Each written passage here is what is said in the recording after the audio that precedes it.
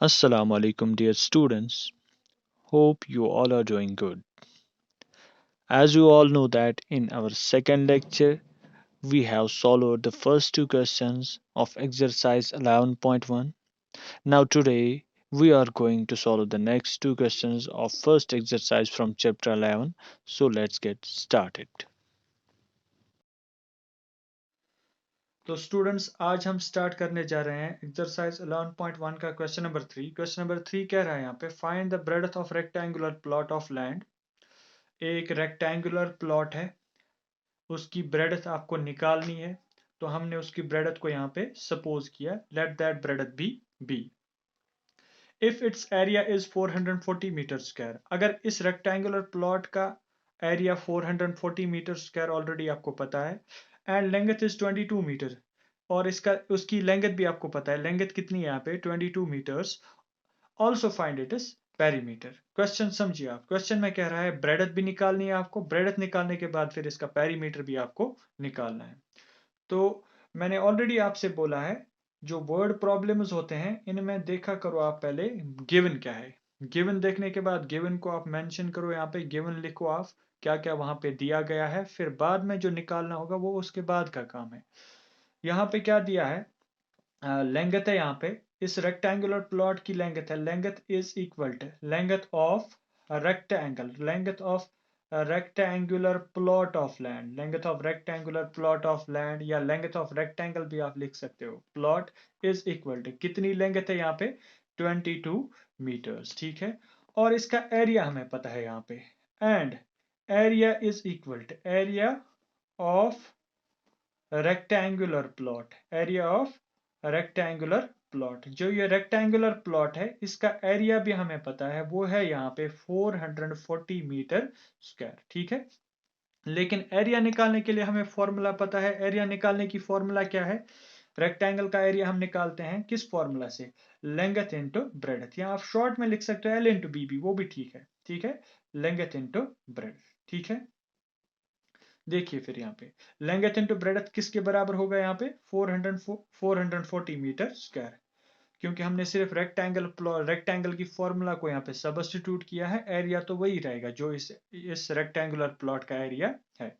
Length के बदले आपको क्या यहाँ पे सब्स्टिट्यूट करना है, लेंथ यहाँ पे 22 मीटर्स है, ठीक है। लेंथ के बदले हम 22 लिखेंगे। उसके बाद ब्रेडथ को हमने फिगर में माना है यहाँ पे बी, आप बी भी रख सकते हो, आप ब्रेडथ भी रख सकते हो, यहाँ पे हम बी बी ही रखेंगे थोड़ा सा छोटा करने के लिए, ताकि हमें फुल ब्रेडथ की यहाँ पे स्पेलिंग ना लिखनी पड़े। हम ब्रेडथ के बदले क्या लिखेंगे, यहाँ पे बी लिखेंगे, ठीक है।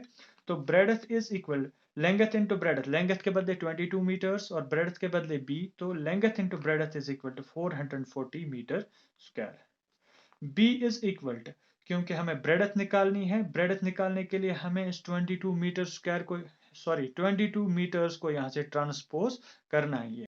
तो ब्रेडथ निकालने के लिए हमें 22 मीटर स्क्वायर को यहाँ पे ट्रांसपोज करना पड़ेगा। 22 मीटर स्क्वायर बी के साथ मल्टीप्लाई हो रहा था, जब दूसरे साइड से इसको ट्रांसपोज करेंगे तो ये दूसरे साइड से मल्टीप्लीकेशन के बजाय डिवाइड होगा, ठीक है। ये ट्रांसपोजिंग के रूल्स होते हैं। ये यहाँ पे डिवाइड होगा 22 मीटर, ठीक है। मीटर एक और एक, ये 2 मीटर, यहाँ पे 2 मीटर में से एक एक मीटर कैंसिल होगा यहाँ पे। 22 की जब आप कैंसिलेशन करोगे, 22 वन जार 22, 22 टू जार यहाँ पे आएगा 44 और यहाँ पे 0। तो ब्रेडथ कितनी है यहाँ पे, breadth is equal to 20 metre, क्योंकि 1 मीटर और 1 मीटर यहाँ पे कैंसिल हो जाएगा, ठीक है। अब हमने ब्रेडथ निकाली, लेकिन उसके बाद क्या रहा है, ऑल्सो फाइंड इट्स पेरीमीटर। अब हमें इसका पेरीमीटर भी निकालना है। इसका पेरीमीटर निकालने के लिए फॉर्मूला क्या है, वो हम पेरीमीटर यहाँ पे निकालेंगे, ठीक है। आप फिर नोटबुक पे अच्छे से इसको लिखना। इसका पेरीमीटर निकालने के लिए हम क्या करेंगे, यहाँ पे therefore perimeter of rectangular plot, जो ये रेक्टेंगुलर प्लॉट है इसका पेरीमीटर कैसे निकालेंगे, पेरीमीटर निकालते हैं हम किस फॉर्मूला से, twice length into breadth, twice length into breadth. ये फॉर्मूलाज आपको याद करने ही है, ठीक है।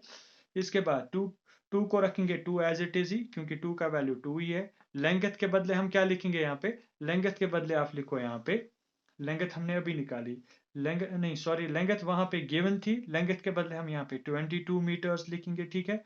और उसके बाद ब्रेडथ हमने अभी यहाँ पे निकाली, ब्रेडथ है यहाँ पे 20 मीटर्स। तो इनका यहाँ पे हम इसको सिंप्लीफाई करके जो भी आंसर आएगा वो रहेगा हमारा पेरीमीटर। तो करते हैं फिर सिंप्लीफाई। 2 यहाँ पे 2 एज इट इज रहेगा, 22 प्लस 20 इज इक्वल टू 42। ये आएगा यहाँ पे 42, ब्रैकेट यहाँ पे सिंप्लीफिकेशन रूल्स के हिसाब से हट जाएगा, तो यहाँ पे 42 आएगा। 42 into 2 is equal to 84 metre square, sorry 84 metre. तो यहाँ पे 42 इंटू 2 आ जाएगा 84 मीटर्स। ये रहेगा इस रेक्टेंगुलर प्लॉट का पेरीमीटर। क्वेश्चन को आप फिर से देखो, आप फिर से इसको एक बार पढ़ो, फिर से समझो, जिसको समझ नहीं आया वो फिर से इसको एक बार देखे। जब आप अच्छे से गौर से इसको देखोगे तो आपको खुद ब खुद ऐसे क्वेश्चन, ये इजी क्वेश्चन है, इनको आप इजीली यहाँ पे समझ सकते हो, ठीक है। अब इसके बाद है क्वेश्चन नंबर 4। क्वेश्चन नंबर 4 कह रहा है the perimeter of rectangular sheet is 100 centimetre. ये ए रेक्टेंगुलर शीट है, इसका पेरीमीटर यहाँ पे जस्ट अपोजिट है क्वेश्चन नंबर 3 का। ये एक रेक्टेंगुलर शीट है, रेक्टेंगुलर शीट का पेरीमीटर यहाँ पे 100 सेंटीमीटर्स है। और उसके बाद if the length is 35 centimetre, अगर इस रेक्टेंगुलर शीट की यहाँ पे लेंथ है 35 सेंटीमीटर, फाइंड इट्स ब्रेडथ, हमें इसकी ब्रेडथ निकालनी है, ठीक है। उसके बाद ऑल्सो फाइंड इट्स एरिया, वहां पे हमें पेरीमीटर निकालना था, यहाँ पे हमें अब एरिया निकालना है। अब क्वेश्चन में क्या दिया है, क्वेश्चन में जितनी चीजें भी गिवन है उनको हम यहाँ पे पहले लिखेंगे। क्या क्या गिवन है, सबसे पहले लेंथ, लेंथ कितनी है यहाँ पे, length of length of sheet, इस शीट की लेंथ कितनी है यहाँ पे, वो है 35 सेंटीमीटर। इस शीट की लेंथ है यहाँ पे 35 सेंटीमीटर।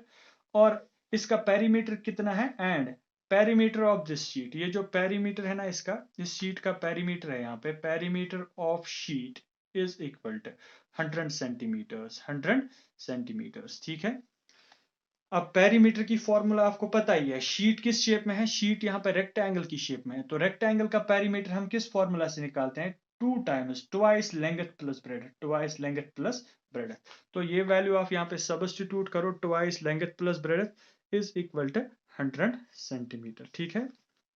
2 रहेगा एज इट इज, लेंथ के बदले अभी यहाँ पे वैल्यू है 35 मीटर्स, तो लेंथ को हम रखेंगे 35 सेंटीमीटर, प्लस ब्रेडथ के बदले क्या रखना है, ब्रेडथ के बदले हमने बी ही लिया है तो बी ही रखेंगे, ठीक है। इसके बाद इज इक्वल आएगा 100 सेंटीमीटर, ठीक है।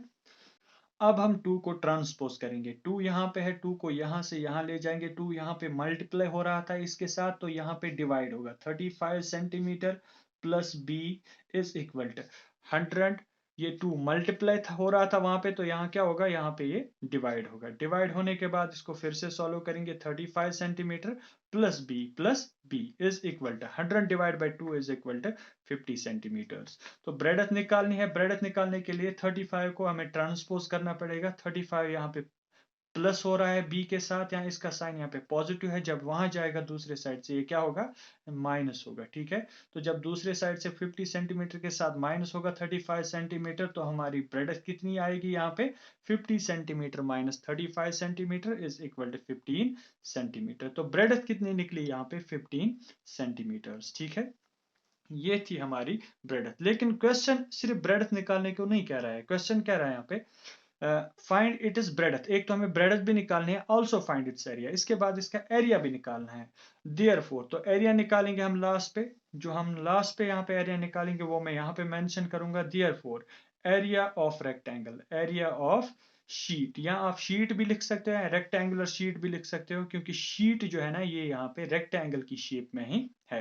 Area of sheet is equal to, area निकालने के लिए हमारी फॉर्मूला है length into breadth, length into breadth. तो लेंथ इंटू ब्रेडथ की मदद से हम इसको अब सॉल्व करेंगे। लेंथ के बदले वैल्यू क्या है यहाँ पे, लेंथ के बदले वैल्यू है यहाँ पे 35, यहाँ पे 35 सेंटीमीटर्स, तो लेंथ के बदले हम वैल्यू पुट करेंगे 35 सेंटीमीटर। और ब्रेडथ हमने अभी निकाली, ब्रेडथ कितनी है यहाँ पे 15 सेंटीमीटर, तो ब्रेडथ के बदले हम वैल्यू पुट करेंगे 15 सेंटीमीटर्स, ठीक है।